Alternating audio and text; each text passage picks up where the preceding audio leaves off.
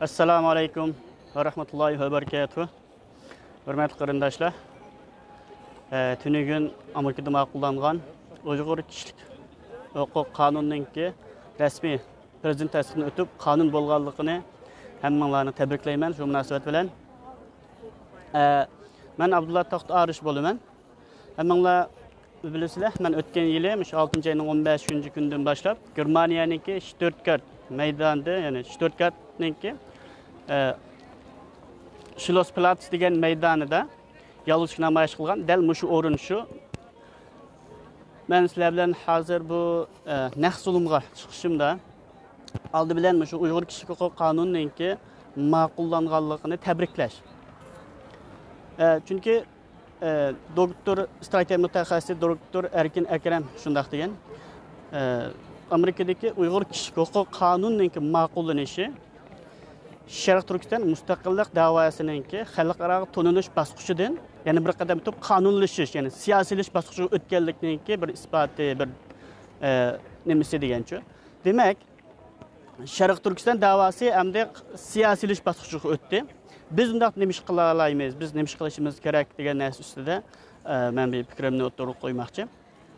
Meningcha biz hamda buningdan keyin men bir narsani deb o'tay. Men hozir maktabdan keldim. Degan bugun bütün dünyadaki Uyg'urlarga, shundaqla bütün dünyadagi Sharq Turkistonliklarga xushallik bir kun bo'lmasdan, shundaqla bizning sinfda men bilan birga o'qiyotgan barliq savodoshlarimga ham bir xushallik kun bo'ldi. Nima qilsanglar men degan mana mush holatda kiyinib sinfga kirdim. Kirsam savodoshlarimning hammasi, "Voy Abdullah, sen nima bo'ldi bugun? Bak rasmiy, nima kiyinyapsan-go, rasmiy kiyinyapsan-go" deb tashnaq dedi. Shuning bilan ular dedim. Tunugun akşam, Germaniya vaqti akşamda Amerika prezidenti Trump Uyg'ur kishilik huquq qonuniga imzo qo'yib rasmiy qonunga aylandi. Men shuni xushal bugun deb shunday desam, hammamiz chavaklashib qarshab ketdi. "Voy, yaxshi bo'ldi, biz bu xushal bo'ldik. Sen uchun biz xushal bo'ldik."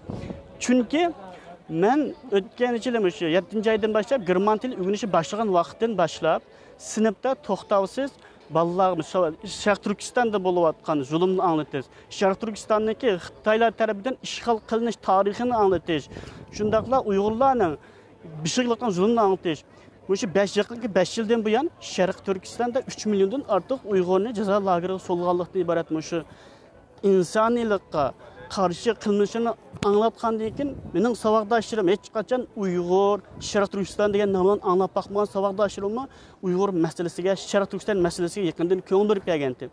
Tunugun biz mushaqda sinfda hozir biz Mein Leben in Deutschland deb, ya'ni Germaniyada yashash degan bir darslik bor. Shunda Germaniyaning qonunini o'rganadigan. Uningda kishilik huquq, mushaqdagi gaplar chiqqanligi uchun tunugun yana chiqqan bu Uyg'ur masalasi, Sharq Turkiston masalasi chiqqan-ku bu sinfda.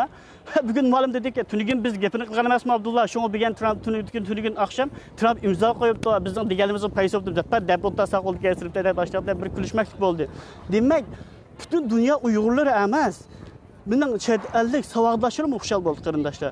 Shu munosabat bilan shu barliq Uyg'urlarni, Sharq Turkistonliklarni yana bir qism tabriklayman. Endi gapning asos maqsadiga kelsak qarindoshlar, biz bu xushallikdan yana qanday natijalarni chiqara olamiz degan. Men endi yana biz xushal bo'lishimiz kerak. Bu munosabatda yana men Amerika prezidentiga, Amerika xalqiga, Amerika davlatiga shundaqla mushu qonunning ma'qullanishi uchun kuch chiqargan barliq qarindoshlarimizga rahmatimni bildiraman. Shundaqla biz endi yana Amerikada ma'qullanayotgan ikki qonun bor. Uyg'urlar munosabat yana ikki qonun bor. Endi biz buning payida bo'lishimiz kerak. Bu birinchi mening taklifim. Aningdan keyinchi bo'lsa, biz yaqinqi o'sha 5 yildan 10 yilgacha vaqtni plan qilib turib, Amerika hukumatiga Sharq Turkistonninki Xitoy tajovuzchilari, mustamlikchilar tomonidan ishg'ol qilingan, mustamlika qilingan zamin ekanligini nima qilish, ya'ni tunish, mustamlik qilgan zamin deb e'tirof qildirish haqida qonun ma'qullatishga erishishimiz kerak. Bu ikkinchi qadam. Uchinchi qadamda bo'lsa, ya'ni biz ma'lum bir vaqt belgilab, undan keyin mush qonun ma'qullangandan keyin Sharq Turkiston ning mustaqilligini qo'llash tarafda qo'llashni qo'lga keltiradigan bir qonunni ma'qullatish. Endi undan boshqa biz dunyoning boshqa joylaridagi tashkilotlar Uyg'urlar nima ish qilamiz degan chog'da bu Amerikadagi kishilik huquq qonunining chiqishi biz uchun bir ishning ijilganligi. Endi biz g'arb ellarda yashayotgan Yevropada, Avstraliyada, Kanadada yashayotgan Uyg'urlar tashkilotlarimiz endi tirishib mushu davlatlarda ham Amerikadagi o'xshash Uyg'urlarga munosabatli kishilik huquq qonunlarini ma'qul etishimiz kerak. Shunday qilgan chog'da biz Amerika qonunini, Amerikaniki bizga ishga chiqmaganlikdan iborat bu fursatni tutib biz mana Yevropa terisi Amerika boshlang'ich bo'ldi. Endi boshqa davlatlarda qonun ma'qullatmoqmi oson bo'ladi qarindoshlar. Bu meningki 3 taklifim. Aningdan boshqa men butun endi hozirgacha Sharq Turkiston masalasiga ko'ngil bilmayotgan yoki jim turib olgan qarindoshlarga bir taklifim. Amerika biz uchun bir qonun ma'qullab, bizga bir ilhom bo'ldi bu Sharq Turkiston mustaqillik harakatidagi bir burilish bosqichi bu qarindoshlar. Endi Xitoy zulmni sal asaysa, bir yo'l ochilsa, vatanga qaytib, xotin bolalarim bilan, ota-onam bilan, urug' tuqqanim bilan bir ko'rasam, mushu zulm azaysa, bir vatanga berib, yana hijratimni qilsam, qolgan mol dunyolarni qo'limga olsam, deydigan manda ham xiyoldan kechib biz qarindoshlar. Men vatanga, vatanim Sharq Turkistonni mustaqil qilib borma deydigan irodaga kelib, mustahkam turli qarindoshlar. Shunday tug'an vaqtimizda ma'qullangan qonunlarninki kelgusidagi mustaqil vatanimizning mustaqil bo'lishi uchun manfaatlik bo'ladi. Mustaqil bo'lishi uchun bir o'zimizning aslini qo'shgan bo'lamiz, shunday iroda kela olsakmi? Endi biz uxlab olgan qarindoshlar, beshimizni ichiga tiqib olgan qarindoshlar uyg'onayli. Endi Sharq Turkiston mustaqillik harakatiga otlanayli. Biz mingimizni quvvatlayli, o'zimizni quvvatlayli, irodamizni quvvatlayli, iymonimizni quvvatlayli.